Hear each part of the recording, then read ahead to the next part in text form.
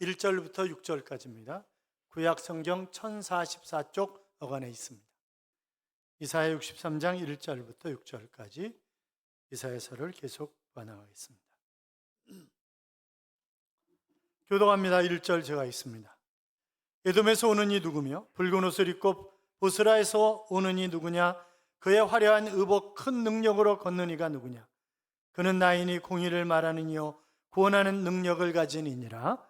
어찌하여 내 의복이 붉으며 내 옷이 포도즙 틀을 밟는 자가 만민 가운데 나와 함께한 자가 없이 내가 홀로 포도즙 틀을 밟았는데 내가 노함으로 말미암아 무리를 밟았고 분함으로 말미암아 짓밟았으므로 그들의 선혈이 내 옷에 튀어 내 의복을 다 더럽혔음이니 이는 내 원수 갚는 날이 내 마음에 있고 내가 구속하려 내가 본즉 도와주는 자도 없고 붙들어주는 자도 없으므로 이상하게 여겨 내 팔이 나를 구원하며 내 분이 나를 붙들었음이라.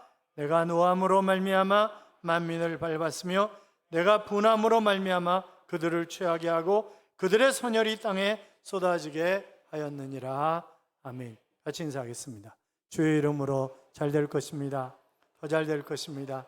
끝없이 잘 될 것입니다. 아멘. 예배의 자리에 함께 하신 여러분, 하나님께서 친히 동행하심으로 이 한 주간도 잘 되는 행복한 한 주간의 삶이 될 줄로 믿습니다. 좌측도 주님이 동행하실 줄로 믿습니다.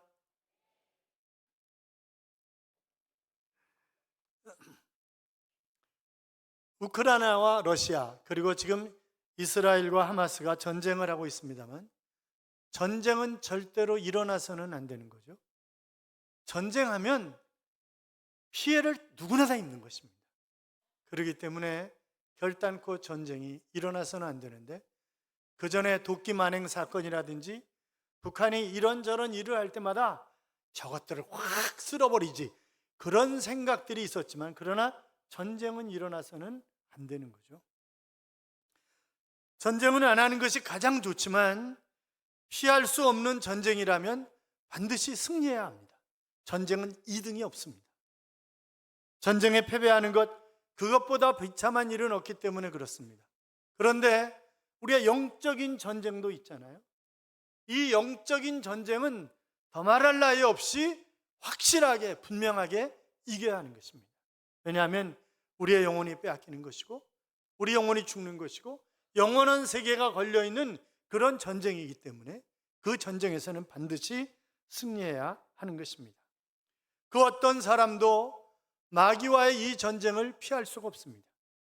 그래서 예수를 구주와 주님으로 영접하게 되면 누구나 한 사람도 예외 없이 유람선을 타는 것이 아니라 전투함을 타고 우리는 영적인 전쟁을 수행해야만 하는 것입니다. 이 지구상의 인구가 얼마나 될까요? 약 80억 정도 된다고 그렇게 얘기를 합니다.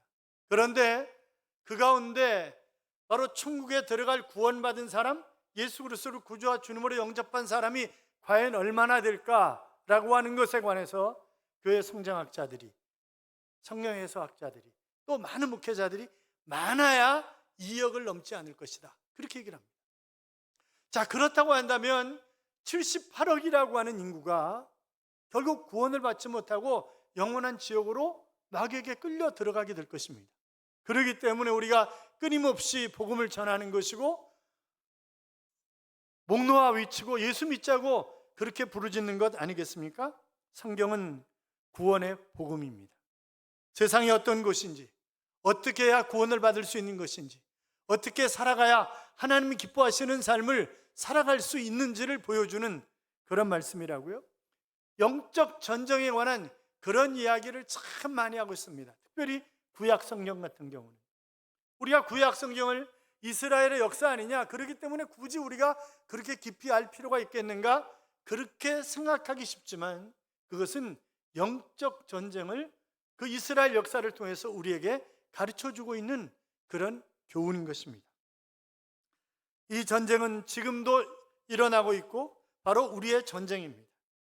오늘 본문은 기도하다가 지친 하나님의 백성들에게 선지자를 통해서 보여주신 그런 환상인데 보초병이 높은 망대에 서가지고 만원경을 가지고 저 멀리 누가 오나 아주 조심스럽게 바라보는 것입니다. 전방을 주시하는 것입니다.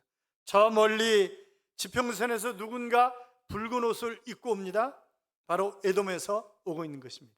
자, 1절 봐요. 같이 읽어요. 에돔에서 오는 이 누구며 붉은 옷을 입고 보스라에서 오는 이 누구냐? 그의 화려한 의복 큰 능력으로 걷는 이가 누구냐? 그는 나이니 공의를 말하는 이요 구원하는 능력을 가진 이니라. 아멘. 자, 보스라는 에돔의 수도입니다. 그러니까 에돔에서 누군가가 올라오는 것을 볼 수 있는데, 그런데 그의 옷이 피로 물들어 있다는 것입니다. 자, 그러니까 이 사람은 분명히 큰 싸움을 하고 오는 것인데, 그런데 패배자의 모습이 아니라 너무나 당당한 승리자의 모습으로 개선 장군으로 지금 등장하고 있는 것입니다. 여러분, 에돔은 야곱의 형 에서의 후손이잖아요.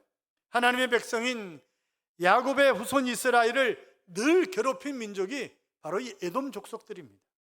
그래서 에돔 족속 그러면 하나님의 자녀들을 대적하는 그런 모든 세력을 의미한다, 그렇게 얘기할 수 있을 것입니다. 에돔에서 올라오는 이분이 누구이십니까? 바로 하나님이십니다. 공의를 말하는 이요 구원하는 능력을 가지시니다, 이렇게 말씀하고 있으니까 하나님이 아니겠어요? 그러니까 하나님과 회목하라, 하나님과 화해하라, 하나님의 은총을 받아들이라 라고 하는 그런 말씀을 쭉 계속해서 해나가는 것을 우리가 볼 수 있는데, 이것은 바로 우리를 구원하시는 메시아를 의미하는 것이다, 그렇게 얘기할 수 있습니다. 자, 이 환상이 주는 메시지가 무엇이겠습니까? 그것은 한마디로 얘기한다면 바로 승리를 의미하는 것입니다. 성경에서 이 에돔과의 전쟁, 그러니까 하나님의 백성을 괴롭히는 모든 세력들과의 전쟁에서 반드시 승리하게 되어 있는데, 그 승리를 가져오신 분이 누구냐? 바로 하나님이시란 말이죠. 바로 예수 그리스도이십니다. 그분의 걸음은 위풍당당합니다. 그의 피는 튀기는 큰 싸움에서 이긴 승리자가 분명합니다. 그분은 이렇게 말씀하셨습니다. 내가 이기었으니 너희도 넉넉히 이기느니라. 사랑하는 여러분, 우리에게는 승리가 보장된 줄로 믿습니다. 이스라엘에는 우리의 현충일에 해당하는 욤 하지카론이라고 하는 그런 날과 독립기념일에 해당되는 욤 하이츠마웃이라고 하는 그런 날이 있습니다. 그런데 이 두 날은 앞뒤로 돼 있어요. 그러니까 우리의 현충일에 해당되는 그 날은 나라와 민족을 위해서 애쓰고 수고하고 생명을 잃어버리고 부상을 당하고 이런 사람들을 묵상하면서 가슴 아파하는 것입니다. 그런데 그 다음 날이 독립기념일이니까 바로 축제가 벌어지는 것입니다. 이방인들이 볼 때는 이해할 수 없는 일이 벌어지는 거죠. 하루는 인상 쓰고 막 슬프고 막 그랬다가 그 다음 날은 또 해가닥 변해가지고 춤추고 축제를 벌이니까 도무지 이해가 안 된다, 그렇게 생각할 수 있지만, 그러나 신약시대에 와서도 마찬가지잖아요. 2000년 전에 예수께서 우리의 죄 때문에 십자가에 못 박혀 돌아가셨을 때 제자들과 예수님을 따르던 수없이 많은 사람들이 슬픔 속에 우리가 완전히 잘못 따른 것 아니냐, 우리가 과연 로마의 압제에서 자유함을 얻을 수 있을 것인가 라고 하는 그런 두려움이 그들을 엄습하고 있었지만, 그러나 그들은 이내에 나와가지고 여호와를 찬양하라 할렐루야 이러면서 하나님 앞에 영광과 찬양을 돌리게 되었는데, 왜 그래요? 예수님이 부활하셨기 때문에 그렇잖아요. 사랑하는 성도 여러분, 과거에 힘들고 어려울 때 환상 가운데 나타났던 하나님은 지금도 특별한 방법으로 우리에게 얼마든지 나타나실 수 있는 그런 하나님이시지만, 우리가 기도할 때, 우리가 찬송을 부를 때, 우리가 말씀을 묵상할 때, 우리가 말씀을 들을 때 그 말씀 속에 우리에게 나타나셔서 우리와 함께 하시는 그런 하나님이십니다. 그런 하나님이 이 한 주간도 여러분과 동행하시기를 주님의 이름으로 축원합니다. 자, 환상 가운데 선지자에게 나타나신 하나님의 모습이 어떤 모습인가 라고 하는 것을 2, 3절이 그리고 있는데, 우리 2절 3절 같이 읽겠습니다. 어찌하여 내 의복이 붉으며 내 옷이 포도주 틈을 밟는 자 같으냐? 만민 가운데 나와 함께한 자가 없이 내가 홀로 포도주 틀을 밟았는데, 내가 노함으로 말미암아 무리를 밟았고 분함으로 말미암아 짓밟았으므로 그들의 선혈이 내 옷에 튀어 내 의복을 다 더럽혔음이니. 아멘. 자, 하나님은 하나님의 자녀들을 대적하는 원수들을 쳐부수고 승리한 그런 용사의 모습으로 등장하고 있습니다. 이 환상은 곧 기도를 거듭하고 하나님이 과연 살아계신가? 하나님이 과연 나에게 관심이 있으신가? 내가 하나님 자녀 맞는가? 이러면서 기도에 대한 회의에 지쳐있는 그런 사람들에게 하나님께서 너희들을 도와주실 것이다. 하나님이 너희의 원수를 멸하실 것이다. 너희들이 지금 조금 힘들고 지쳐 있어도 끝까지 기도하면 반드시 승리한다 하는 그런 메시지를 여기 주고 있는 것입니다. 사랑하는 성도 여러분, 우리를 향한 하나님의 섭리와 경륜이 있습니다. 계획이 있습니다. 우리의 인생은 결국 승리하게 되어 있습니다. 우리를 대적하는 그 어떤 사람도, 어떤 제도나 체제도, 바로 악한 사단도 우리를 등이 이기지 못합니다. 우리가 고난과 역경 때문에 때로는 주춤하고 때로는 좌절하고 때로는 실망하지만, 그러나 하나님의 백성인 우리는 궁극적으로 승리하는 것입니다. 그것이 바로 우리를 향한 하나님의 계획이요 하나님의 섭리입니다. 믿으십니까? 믿으시면 크게 아멘. 아멘. 그렇습니다. 요셉은 잠시 노예 생활을 했고 잠시 억울하게 감옥에 갇혔습니다. 그러나 요셉을 향한 하나님의 계획은 요셉이 애굽의 총리가 되어서 그의 가족들뿐만이 아니라 하나의 민족을 형성하는 데 결정적인 기여를 하도록 하나님은 계획하고 계셨습니다. 자, 그러나 요셉이 총리가 되기까지 얼마나 파란만장한 삶을 살아요. 그렇잖아요? 우리도 요셉처럼 잠시 고난과 아픔과 슬픔과 탄식의 어두운 밤을 지나게 될런지도 모릅니다. 시편 30편 5절에 보시면 그 노여움은 잠깐이요 그 은총은 평생이로다. 저녁에는 울음이 기숙할지라도 아침에는 기쁨이 오리로다 했습니다. 르네상스 이후의 인간은 그들의 힘과 지혜를 가지면 불가능한 것은 없다, 그렇게 생각을 했습니다. 하나님 없이도 우리가 얼마든지 무엇이든지 해가면서 멋지게 살아갈 수 있다, 그렇게 생각했던 것이 바로 르네상스 이후의 인간입니다. 그래서 이성을 중시했습니다. 그들의 지혜를 가지고 자신만만했고 그들의 지식과 과학을 가지고 그들은 기고만장했습니다. 그러나 여러분, 작은 바이러스 하나에 속절없이 무너지는 것이 인간이 아니었습니까? 우리가 코로나19를 통해서 우리는 처절하게 그것을 경험해 왔습니다. 멀쩡했던 사람이 하루아침에 쓰러져 버리고, 지금도 수없이 많은 사람들이 코로나의 후유증으로 고통을 당하고 있습니다. 아니, 지금 중국을 중심으로 해서 이 좋지 않은 바이러스가 다시 세계를 엄습하고 있다고 하는 그런 뉴스를 우리가 접하고 있지 않습니까? 사랑하는 여러분, 요한일서 5장 4절의 말씀처럼 세상을 이김은 무엇이뇨? 그리스도 예수가 하나님의 아들이심을 믿는 믿음이 아니뇨? 라고 말씀하셨는데, 그 말씀을 우리가 주목하고 그 말씀을 간직하고 그 말씀을 믿고 그 예수님을 붙잡고 우리가 살아야 하는 것입니다. 철벽처럼 눌려있고 빙산처럼 얼어붙은 이 세상에 좋지 못한 그런 것들을 극복할 힘과 지혜, 그리고 꼼짝할 수 없도록 결박된 자기 자신의 부조리와 시원스럽게 쳐버릴 힘과 지혜, 그것은 바로 믿음에 있는 것입니다. 참으로 인간이 역사를 가치 있게 창조하고 자기 운명을 스스로 개척하여 나아가는 것은 믿음의 마음, 믿음의 생활에서 가능한 것입니다. 인간이 지닐 수 있는 최고의 능력이 있다면 그것은 권력이나 금력이나 과학의 힘이 아니라 바로 믿음의 힘, 신앙의 힘입니다. 인간이 소유할 수 있는 최대의 지혜와 용기도 그것은 신앙 안에서 가능한 것입니다. 사람이 만물의 영장이 되고 만물을 지배하고 다스리는 힘과 지혜도 역시 인간이 믿음을 가지고 믿음으로 사는 믿음의 사람이 될 때에 거기에 허용된 특권이요 바로 자격인 것입니다. 그래서 모든 생명의 작용은 믿음에서 시작하고 믿음으로 끝난다, 그렇게 얘기할 수 있을 것입니다.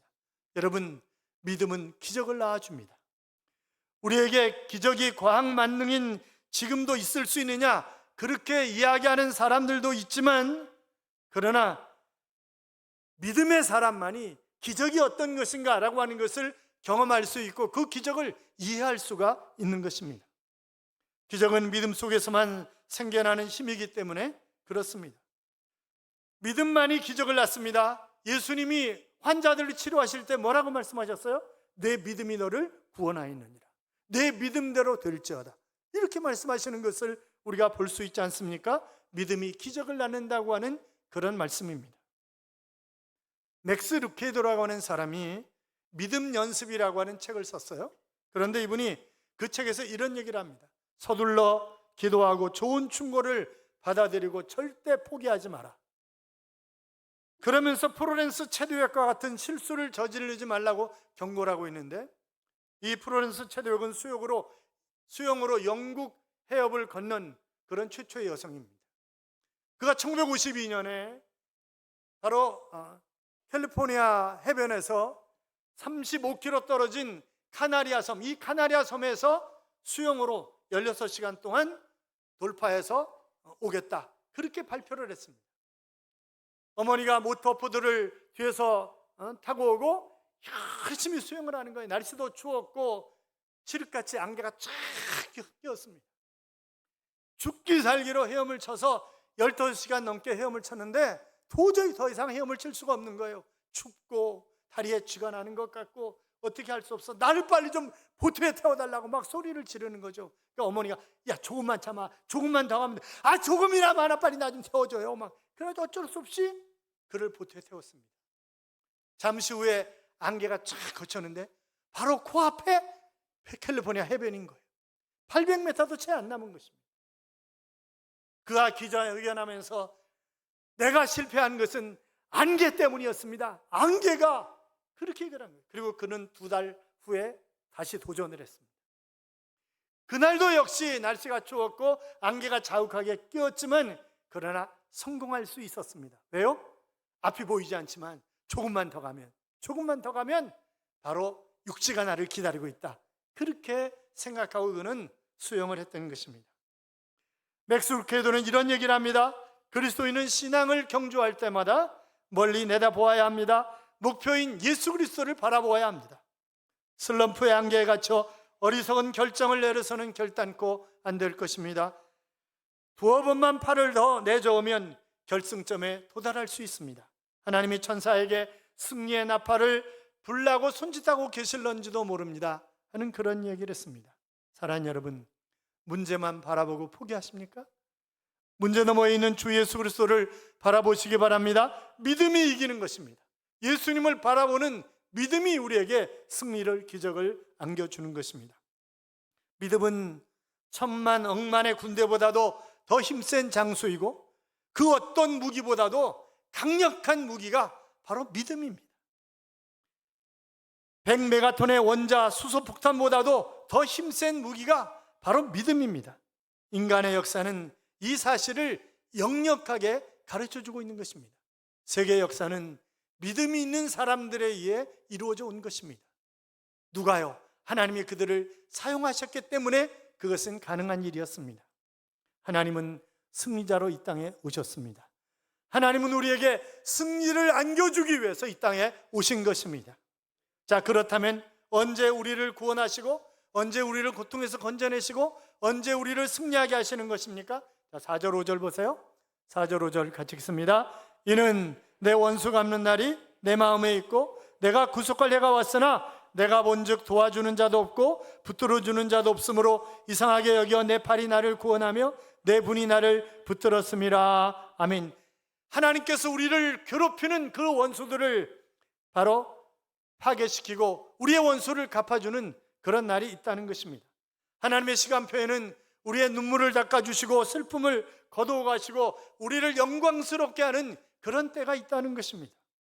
내가 본즉 도와주는 자도 없고 붙들어주는 자도 없으며 그랬는데, 아무도 도와주는 자가 없을 때 마치 인생의 막장에 내가 서 있는 것처럼 이제 끝났구나 라고 생각할 그때 하나님은 내 손을 붙잡고 나를 일으켜 세우시는 것입니다. 철저한 고독, 철저한 실패, 철저한 침묵 속에서 우리를 도우시는 하나님을 만나시기 바랍니다. 18세기 말부터 19세기 초까지 유럽을 지배한 프랑스의 나폴레옹은 육군 상한학교를 다닐 때 그는 왕따였다고 합니다. 코르시카의 가난뱅이, 촌놈, 땅딸보 그러면서 놀려대는 거죠. 너무 계속해서 놀리고 왕따를 시키니까 내가 과연 육군사관학교를 계속 다녀야 될 것인가 말 것인가라고 고민하면서 어머니에게 편지를 쓰는 거죠. 이 못된 인간들이 저를 이렇게 놀립니다.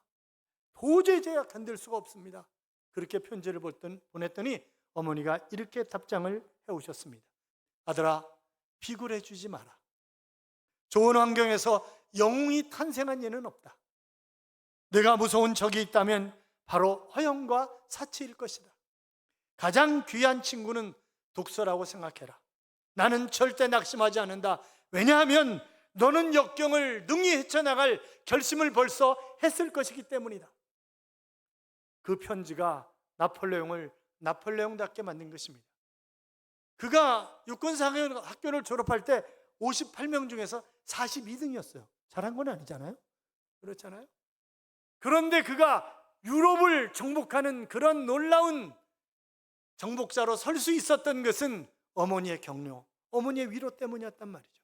사랑하는 여러분, 그 어머니와 비교할 수 없는 전지전능하신 하나님이 나를 위로하신다고 한다면 내가 두려울 것이 무엇이며 하지 못할 일이 무엇이 있겠냔 말이죠. 두려워하지 마십시오. 다시 말씀드립니다. 하나님은 나의 아버지십니다. 여호수아 6장에 보면 여리고성을 정복하는데 매일같이 성을 한 바퀴씩 돌고 마지막 7일째에는 7바퀴를 돌고 나팔을 불면 백성들은 소리를 지르라. 그러면 성이 무너지리라. 그렇게 말씀하셨습니다. 그러면서 두 가지 부탁을 하셨는데 라합과 그 가족들은 살려주라. 왜냐하면 그들이 정탐꾼들을 보호해 주었기 때문에, 숨겨 주었기 때문에 그들을 죽이지 말라. 그리고 전리품을 취해서 하나님의 곳간에 드리고 그것을 탐하지 말라. 그런 말씀을 하셨어요. 그들이 침묵하면서 하루에 한 바퀴씩 돕니다. 그리고 마지막 날 그들이 7바퀴를 돌고 나팔이 불려지고 소리를 질렀을 때 그 성은 무너지고 말았습니다. 누가 하신 것입니까? 하나님이 하신 것입니다. 여러분, 침묵하고 돌라고 하는 것은 하나님이 우리에게 역사하신다라고 하는 그런 믿음을 가지고 돌라고 하는 것입니다. 아니, 떠들면서 돌아봤어요. 돌아보면 어떻게 되겠어요? 돌면서 야, 돌기는 뭘 도냐, 우리가 돌았지, 이게 뭐 하는 거냐, 틀림없이 그랬을 거 아니겠어요? 그런데 하나님의 역사를 기대하라는 것입니다.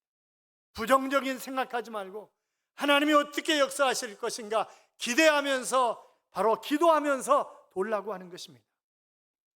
법궤를 앞세웠습니다. 법궤는 뭐예요? 하나님의 임재의 상징이에요. 하나님이 우리와 함께 가신다, 하나님이 우리와 앞서 가신다라고 하는 그런 것 아니겠습니까?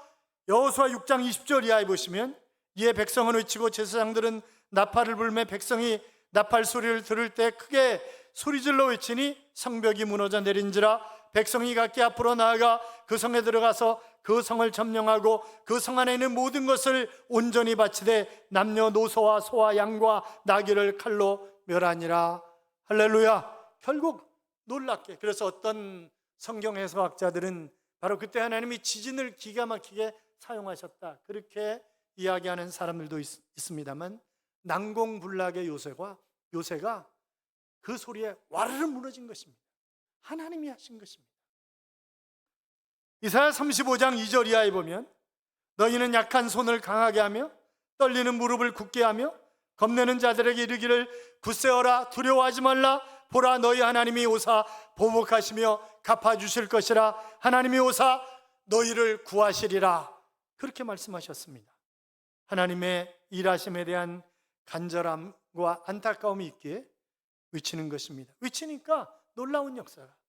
사랑하는 성도 여러분, 실패 또 실패, 실패의 연속이기 때문에 의욕과 희망을 잃어버리셨습니까? 하나님께서 곧 우리를 도우러 오실 것입니다. 우리는 곧 하나님의 은혜와 능력을 맛보게 될 것입니다. 하나님의 영광을 보게 될 줄로 믿습니다. 누가복음 6장 20절 이하에 보면 가난한 자는 복이 있나니 하나님의 나라가 저희 것이며 이제 줄인 자는 복이 있나니 너희가 배부르면 얻을 것이며 이제 우는 자는 복이 있나니 너희가 웃을 것이며 인자를 인하여 사람들이 너희를 미워하고 멀리하고 욕하고 너희 이름이 약하다 하여 버릴 때에는 너희에게 복이 있도다. 그날에 기뻐하고 뛰놀라 하늘에서 너희의 상이 큼이라 하셨습니다. 사랑하는 성도 여러분, 전쟁은 반드시 승리해야 합니다. 영적 전쟁은 더 말할 나위 없이 반드시 승리해야 합니다. 하지만 어떻게 해야 승리하는 것입니까? 방법은 한 가지입니다. 하나님이 함께 하셔야 합니다. 그런데 하나님이 아무에게나 함께 하시는 것 아니잖아요. 바로 나를 위해 하나님이 예수 그리스도를 이 땅에 보내시고 그 예수 그리스도가 나의 죄 때문에 십자가에 못 박혀 물과 피를 다 쏟으시고 나를 구원하셨다고 하는 그것을, 그래서 내가 그 예수님을 구주와 주님으로 영접하고 그 주님을 바라보는 사람들에게 함께 하시는 것이고 성령이 안에 들어오셔서 인도하시는 것이지 아무에게나 함께 하시는 것 아니잖아요. 사랑하는 여러분, 믿음의 사람이 되시기 바랍니다. 삶에 지쳐 어덕일 때 믿음의 주요 온전케 하시는 이인 예수를 바라보는 것입니다. 우리를 향해 오실 것입니다. 영광스러운 모습으로 구원의 큰 능력으로 오시는 분, 그분이 우리 아버지십니다. 우리를 격려하시고 응원해 주시는 주님, 결국 우리로 승리하게 하시는 주님을 바라보며 힘있게 전진하는, 승리하는 그런 삶을 살아가는 하나님의 자녀들이 되시기를 주님의 이름으로 축복합니다. 이런 찬양이 있죠. 우리 주는 위대하며 능력이 많으시도다. 그의 지혜에 무궁하며 인자는 영원하도다. 상한 자를 고치시며 상처를 싸매시도다. 별들의 수를 세시며 이름을 붙이셨도다. 그가 구름으로 하늘을 덮으시며 땅을 위하여 비 준비하시니 예루살렘아 여호와를 찬송할지어다. 내 하나님을 감사함으로 그 앞에 나아가며 주 임재 앞에 경배해라고 하는 그런 찬양입니다. 성경에 보면 비가 오지 않을 때 비를 구하라. 그러면 하나님께서 비를 주시겠다. 그렇게 말씀하셨습니다. 그분은 위대하시고 능력이 많으신 그런 하나님이십니다. 그 하나님을 의지하고 믿음으로 예수를 바라보고 달려감으로 멋지게 승리하는 삶을 살아가시기를 주님의 이름으로 축복합니다.